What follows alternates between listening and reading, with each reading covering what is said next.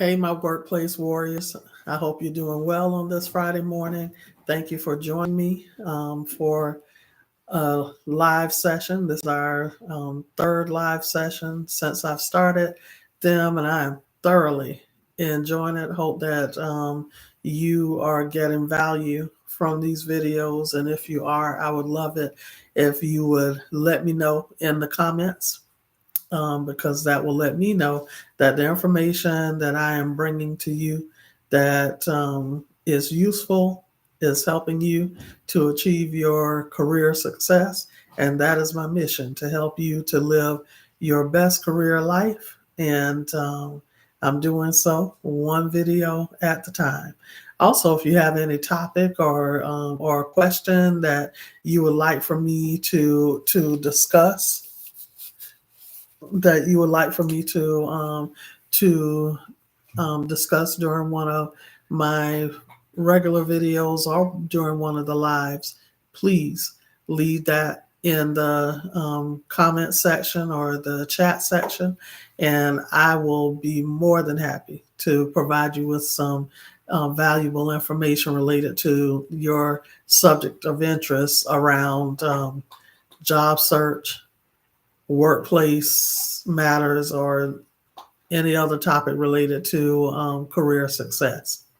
So let's get started. Today, what we're going to do is talk about some reasons why you might consider turning a job offer down.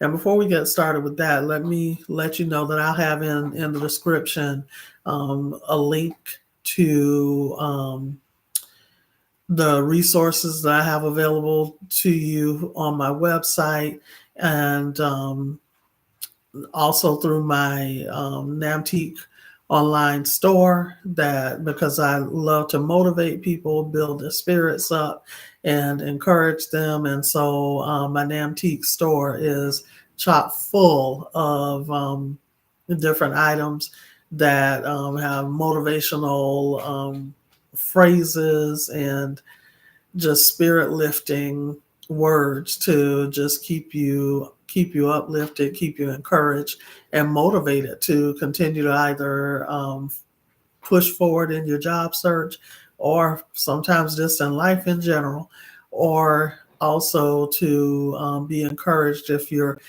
encountering any difficulty at work. And so, also, as you know, I offer one-on-one um, consultation sessions for job search as well as workplace matter resolution. And so I have all of those links in down below in the video that you can go and check things out. Visit my website. If you have not subscribed to my website, please do so that you can be informed when I post new posts. If you have not subscribed to my channel, I would love for you to do so. That lets me know, as I said, that the information, and give me a like. That lets me know that the information I'm sharing is useful to you.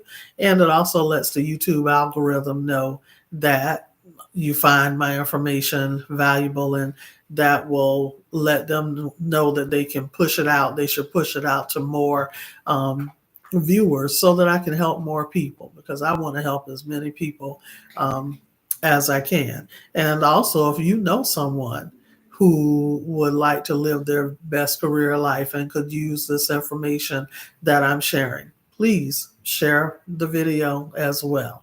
So now, as I said, today's topic is reasons why you might consider turning a job offer down, even if it's for your dream job, which I understand it can be a very difficult decision to make. But most of us who are looking for a job, either looking for career advancement, there are two main reasons why you're on a job search. One, you could be looking for career advancement, maybe where you currently work, your there's no area for you to move up and have any upward career mobility anymore. Or Another reason could be that you're new to just starting out young in your career, new to the job search and trying to land your first job.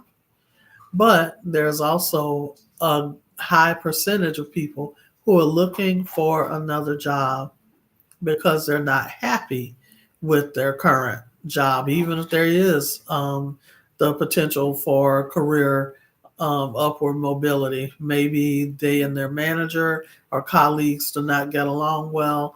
Maybe the company culture does not fit with their values. And they just don't feel they feel like they're out of place. So if that is you, you want to pay special attention to today's discussion. So let's get started. The It's exciting when you receive a job offer because that's what our goal is. When we embark on a job offer, our goal is to land our next awesome career opportunity. And most times that does happen. However, sometimes there are situations that make you kind of step back and, just like Arsenio Hall used to say, things that make you say, hmm. And if you're thinking like that, you really need to do a true in depth assessment of that company and the opportunity that's been offered to you so that you can make a more informed decision than just saying yes to the first job offer that you receive, because more job offers will come. So the first reason, why you may consider turning down an offer for what appears to be your dream job is that they have not shared any salary information, and they didn't list a salary range in the job posting, and then they did a telephone screening interview with you, no salary information. Um, you went through the in person or final selection interview phase, no salary information, but then you get an email that tells you that thanks you for interviewing with them, and they tell you that you are their top candidate, and you can expect a job offer, official job offer, to be coming your way soon.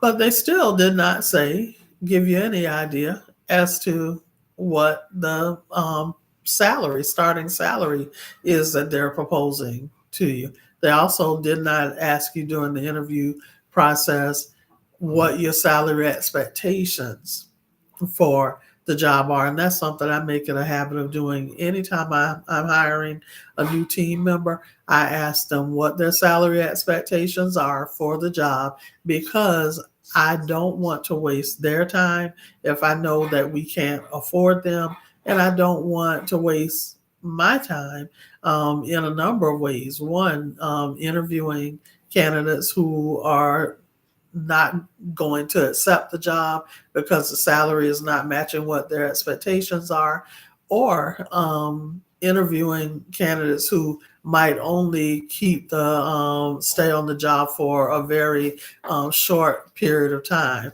Yeah, my little fur baby is down here beside me. She is so spoiled. She came up for um, her little morning love, her little morning rub and pet. So please excuse me for just a moment while I indulge my little fur baby. Good girl, Raven.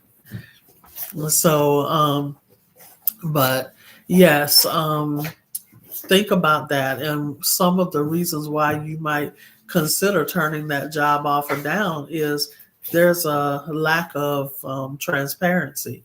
And if if an employer starts out um, operating under a lack of transparency with a potential employer when they're supposed to be trying to woo that employee or that candidate to become an employee, that means that 9 times out of 10, that's how that company operates with most things.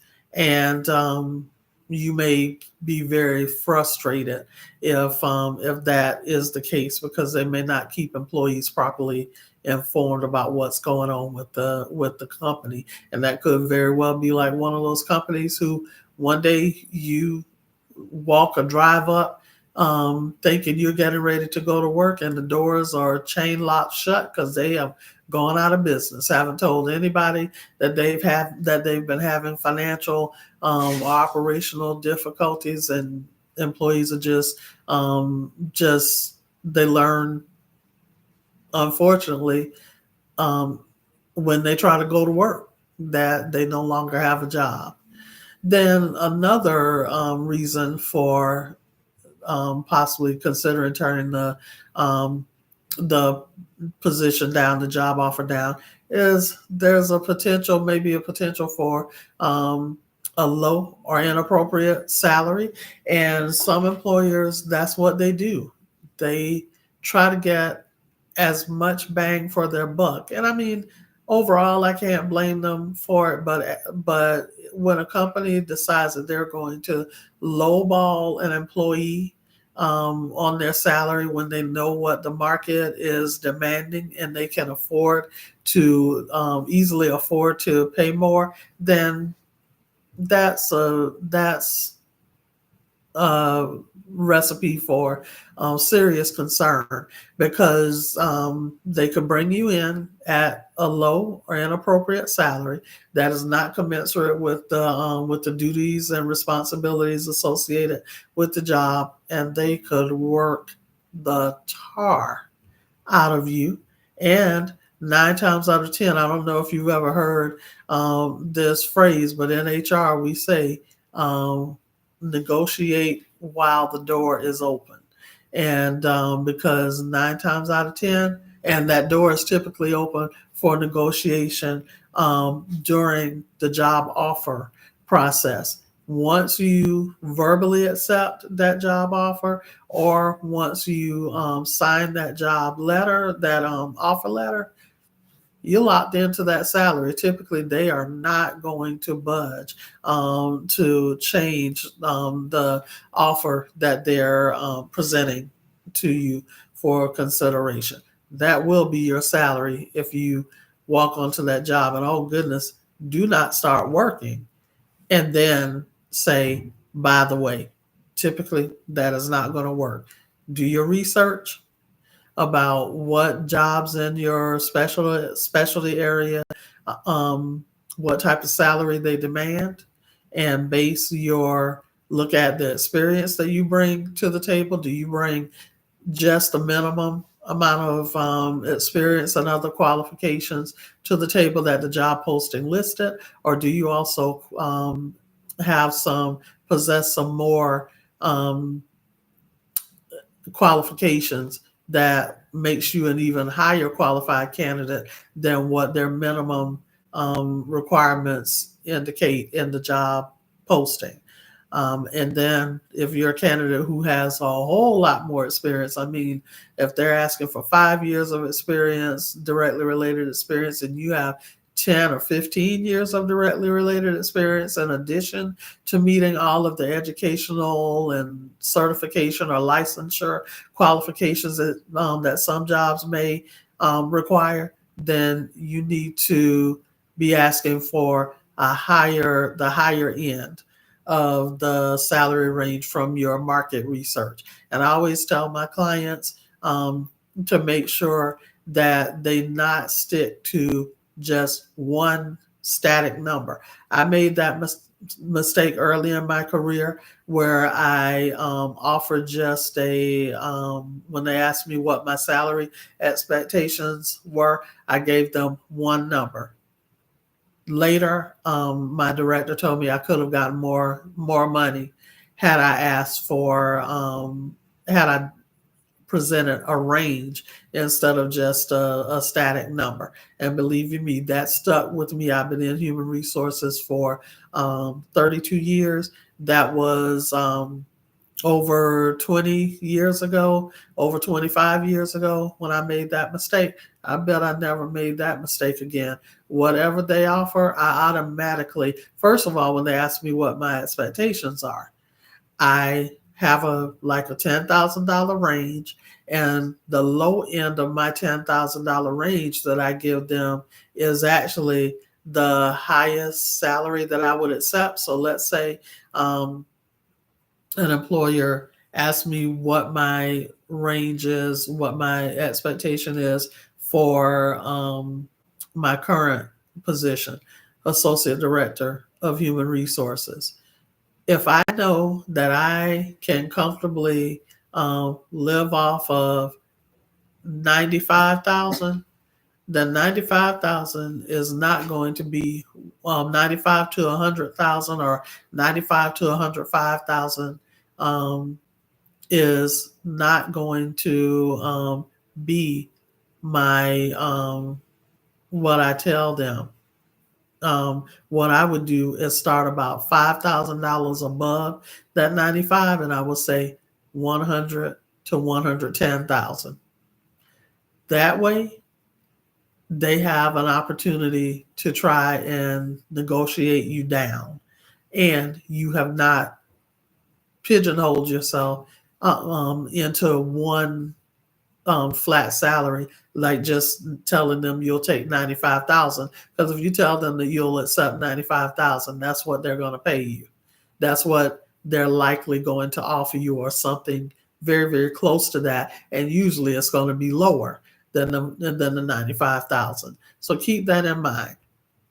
Your salary that you know in your head that you can comfortably live on is 95,000. Add 5,000 to that. And in some cases, I would say add 10,000 to it, depending upon the level. If it's a department head or an executive level position, you need to be adding $10,000 or $20,000 to your in your mind, your ideal salary, and then make it a range and add 10 more. Say, like I did, 90. My salary is 95, but I'm going to tell them 100 to 110. And they may come back and say 97. They may come back and say 94. And then I'll have an opportunity to likely negotiate my way back up to 95 or higher, which I'll still win because I got the salary I wanted. So keep that in mind. The other is the other reason that you might consider turning the job offer down is, and I'm looking at my notes here. I apologize. And we were talking about the salary, and so one of the things, the other thing that you might want to think about is if the company asks you inappropriate questions during your interview. Know what types of questions are allowed. There should never be questions about your family status, meaning whether you're married, whether you have children, whether you're caring for an ailing parent, whether you have an immediate family member who has special needs, whether you are heterosexual or homosexual or other live another lifestyle. That is not their business. That is not job related. It does not impact your ability to successfully perform the job, and there should be no questions about that. There should be no questions about your health status. And if those questions are asked, what I tell my clients to do is to still be respectful, handle the situation professionally, because it could be that they're testing you, especially if it's like a job in the profession that I'm in, human resources, because they need you as a human resources professional to know that this is an inappropriate question. But it would behoove anyone, regardless um, of their functional area of expertise, to know what types of questions are permissible during an interview, and those that are looked at that are no-nos, not looked at, but they're illegal to ask.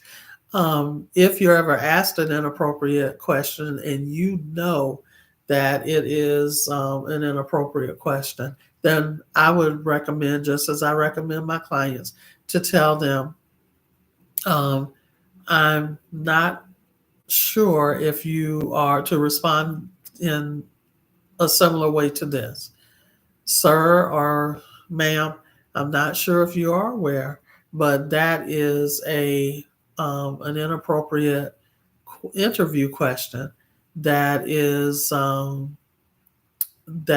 stipulated by Title VII of the Civil Rights Act as amended of 1967. And you don't even have to say that part. That's the human resources coming out of me. But if you know that they've asked you an inappropriate question, just say, sir or ma'am, I don't know if you're aware, but that is an inappropriate question for a job interview because it is not job related, and I respectfully decline to answer the question.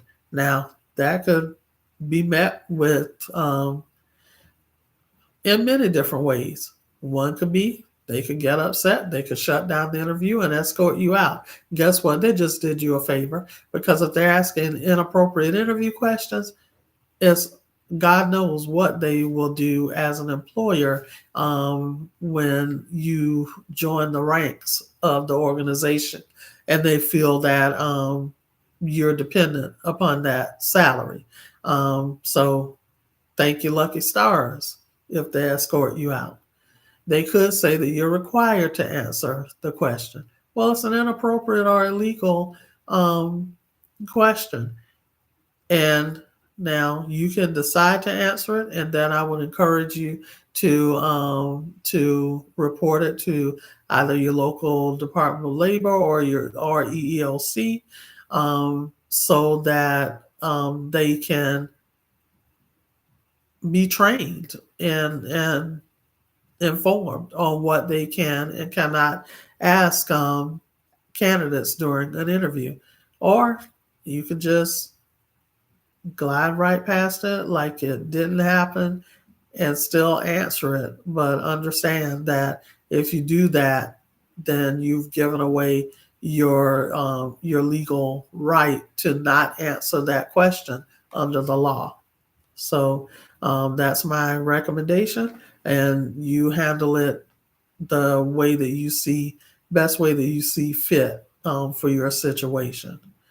Um, Other thing is, think about the questionable company practices, if there are any, if you come across any questionable company practices. And you can find some of that out by either one, talking to people who have worked for the organization. I mean, this age of technology brings all of us very, very close. And so you can easily go on LinkedIn and you can find people who work for the company or who have worked for the company before. And you can ask them about the work environment and company practices, what the company's mission, vision, and values, how well they adhere to their mission, vision, and values.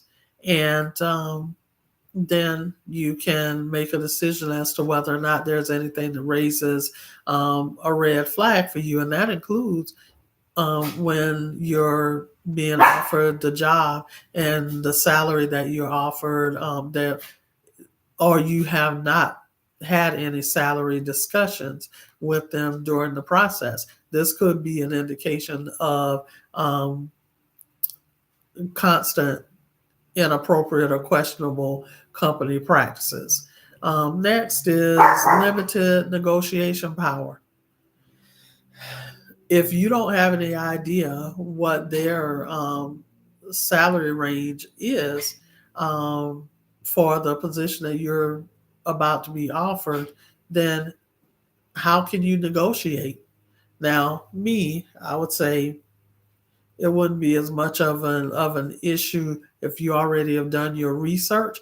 But if you have not done your research about that position and what type of salary it commands in the market, then you have given away a lot of your power.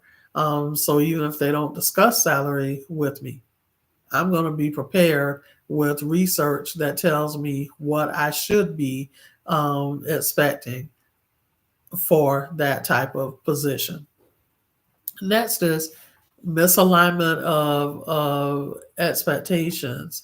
So, not discussing the salary early in the selection process is a sure sign that you may be stepping into a situation where they have not aligned their salary structure with the expectations of the job. And so also think about that and consider whether that would be an employer that you will want to work for. Then, if the during the interview panel is I want to get back to this inappropriate interview questions, or they are or questions that are not related to the job.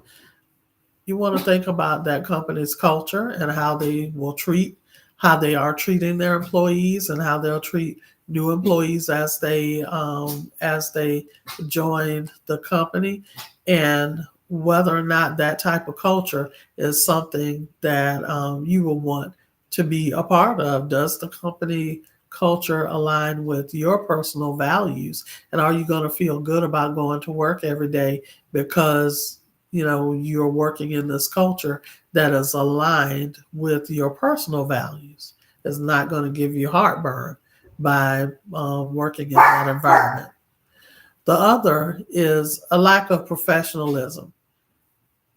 If a company offers or asks inappropriate or non-job related questions, then that is different if they're trying to create connection with you and they say, okay, we checked you out on social and realized that you like to paint, or you like to cook, or you like to read or something. Now that's fine, because they're just making small talk with you, getting to know you more on a personal basis, which is great. They'll probably share some of their interests and pastimes that they partake in when they're not working. And that is good. That's normally a good sign that they care about their people and want to know more about their team members and who they are as a whole person, as opposed to just an employee. And so just think about the lack of professionalism if inappropriate or non-job related questions are asked during the interview. Then consider the potential legal and ethical issues. As I said, if you're asked an inappropriate or a non-job related question, then there's a potential that even if you don't file a complaint with the EEOC or and don't let it be someone who knows that they should not be asked the question and then they're not selected for the job, then they may decide they may allege or genuinely feel that the reason why they were not selected was because of their answer or refusal to answer an inappropriate or non-job related question. So keep that in mind as well, and think about whether this company is operating at a high level of ethics, which is of paramount importance, because it lets you know if they're operating at a high level of ethical ethics, then they want to do the right thing overall. If they're not operating at a high level of ethics, they may not care about doing the right thing. And it could be that they've been getting away with it for a long time and they just continue because they've been allowed to get away with it.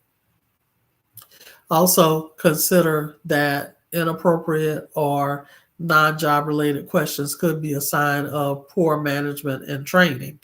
That is a dangerous, slippery slope work environment to be working in. So, and consider that many times the people who are on interview panels are managers or supervisors, long term employees. If they don't know, if they have not been trained appropriately in the interview and selection process, then that means that 9 times out of 10, when you join the organization, you're not going to receive proper training either. That's going to make it difficult for you to be successful in your job. So that's another reason why you may think twice before you accept a job offer. And then misalignment of company values. We kind of touched on this earlier. If the company values don't align with your personal values, um, a let's take one like a sensitive topic in the news and in politics these days is gun control. If you don't believe in owning a gun, then why would you apply to a job that at a gun manufacturer like Glock or something like that? That doesn't align. The company's values don't align with your personal values. So also be vigilant about where you apply for jobs, what companies you apply to jobs with, because that one is a no-brainer. If you believe in a high level of gun control, or you don't believe in personally owning a gun, then you would not want to work for a gun manufacturer. So some of them are less obvious, some situations are less obvious, but I thought I'd bring it home with that particular example. Next, and when I look off to the side, y'all, I have a double screen, so I'm looking over at my notes. Um, if you've just finished interviewing for your dream job and the interview panel has rescheduled your interview 3 times before you got a chance to actually interview, consider the lack of respect for your time. For one, most of us, when we're looking for another job, our current employer has no idea that we're looking for another job. So sometimes we have to request time off to be able to even go to the interview, because it's normally going to take place during the time that you would normally be working. So that means that this potential employer is not considering that. And by rescheduling your interview, they're making it potentially more difficult for you to be able to interview with them, because now you have to go back and ask for a different block of time. And after a while, it becomes pretty obvious that you might be looking for another job. So just consider the lack of respect for your time, because I have had situations where I've reported for a job interview and it took the interviewers 30 minutes or more to even come out and greet me and take me into the conference room, into the interview location. That is not a good sign unless there is an emergency taking place. Then it also shows potential disorganization and poor planning.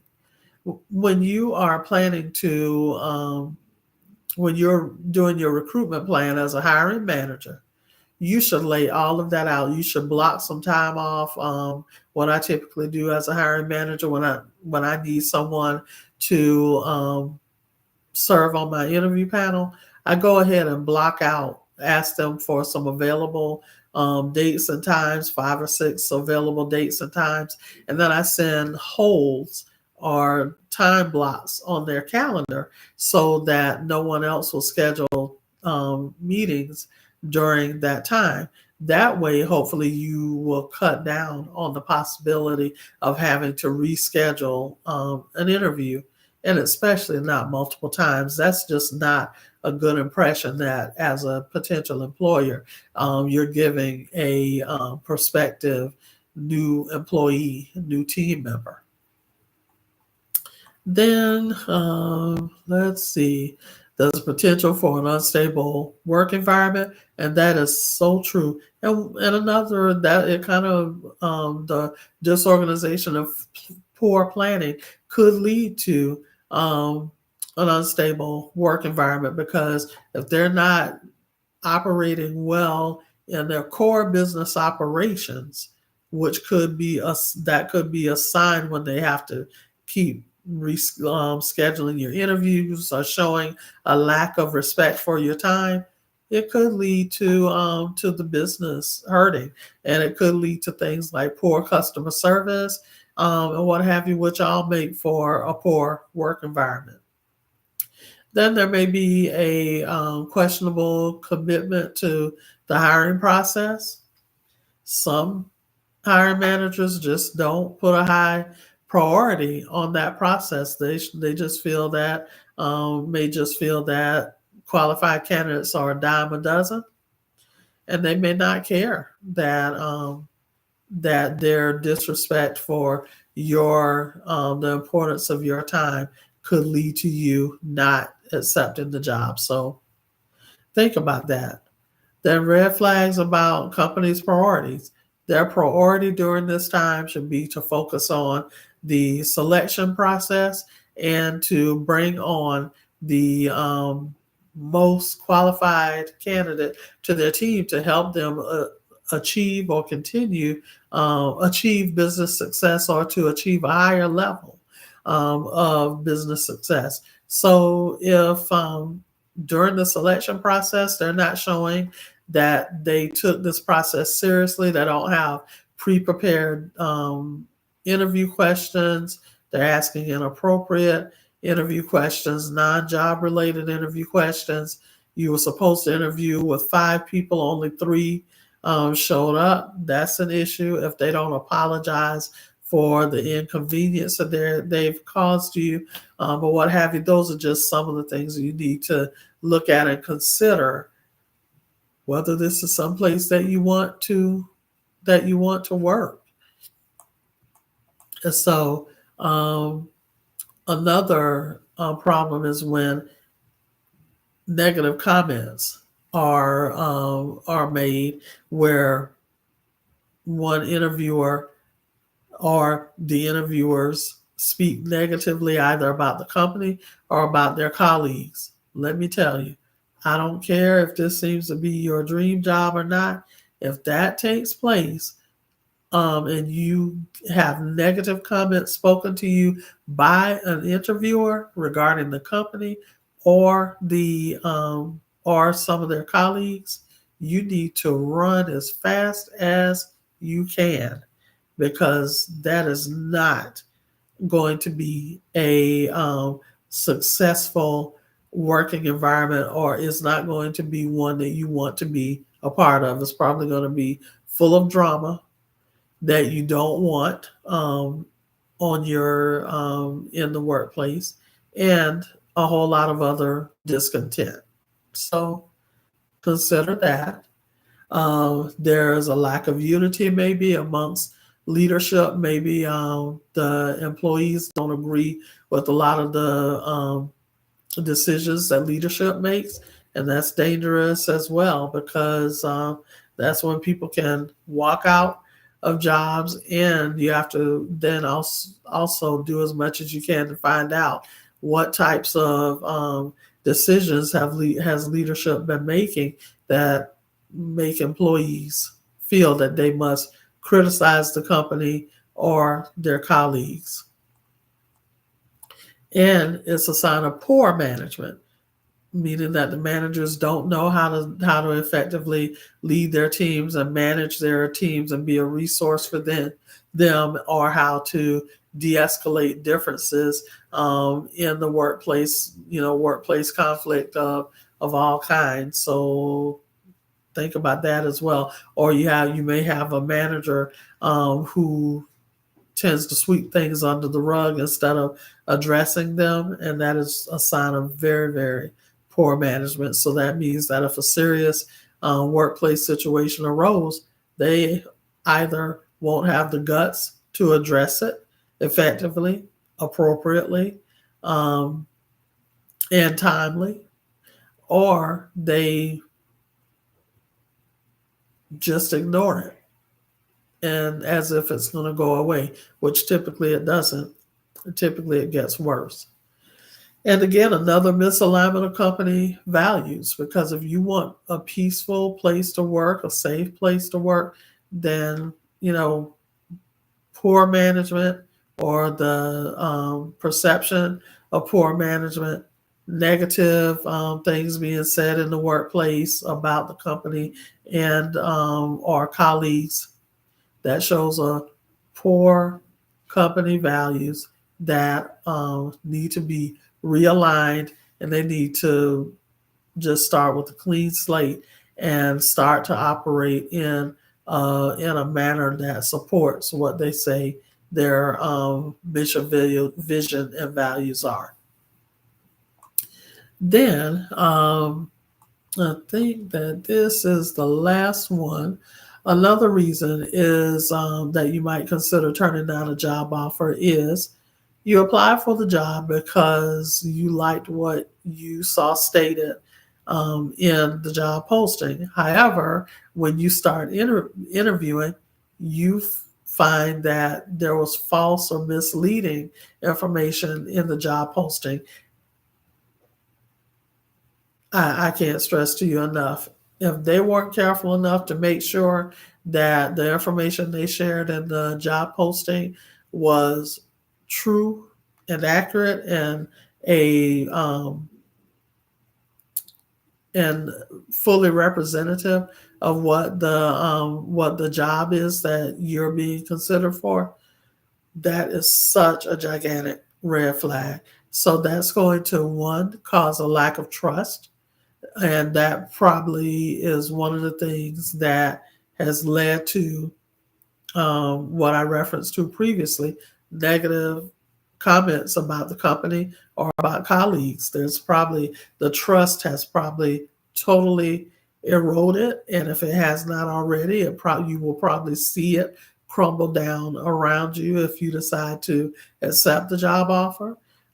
We talked about misaligned expectations, where um, they may not fully indicate what all the job responsibilities are and how it's supposed to function, and the role it plays in the daily operations and potential success of the business.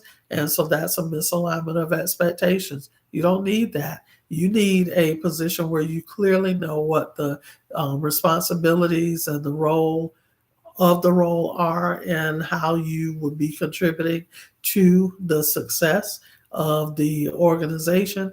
And if you don't have that, then that's going to be a misalignment of expectations, because you'll see the job as one way, but then the organization, the company, the employer has, how can I say it? They have it operating in a way that is not consistent with what your expectations are. Then there's a potential for unclear or changing job responsibilities, and that goes without saying. I've already touched on that, which could make a difference in the pay that you will receive or be offered. So that's another consideration. Or questionable company ethics, which, it's hard. I've already talked about this in another one of the sections of concern, but I can't say it enough. If there's misleading or false information that you're provided in the job posting, then you can't help but think that the company does not operate in an ethical manner. And even if they try to operate in an ethical manner, but that's not how they're coming across, then that is going to hurt them when it comes to their standing as an employer in the community, and how they're able to attract qualified um, employees, new employees, or how they're going to be able to retain them once they join the organization. Then again, a risk of job instability, like I said, unstable work environment. False and misleading information only leads to chaos and confusion, and that can't be a sign of job stability. So consider that, and it depends. There could be a typo in a job opening or what have you, but if you see that there are three or four things or more that where you indicated or perceived the job to be one thing with certain conditions when you apply to the job opening, but then when you go for the interview, you realize that it's something totally different. Think about the potential impact to your career success, your career happiness. You shouldn't have to go to a job where you're miserable every day for reasons that your employer could have taken care of and ensured was a better workplace circumstance. So there you go. Those are reasons why you might consider turning down a job offer, even if you feel like it's for your dream job. Because let me tell you, if any of these situations exist, after you accept the job offer, your dream job can turn into a total nightmare that would make you start looking again, or you end up, furthermore, getting let go because you're not able ethically to operate in the fashion that the business operates. And it's just going to create misery for you, your family, others around you. And it's not healthy because it can also impact your health because it's going to increase your stress if you feel like you're in a bad, you find yourself in a bad job situation. So I hope that you found value from this information that I've shared with you. Please remember to like, share, and subscribe. Um, Come back on Fridays for our Friday morning lives, and I'll have more valuable information for you. Until next time, career success to you, and I'll see you in the next live or the next video. Bye bye.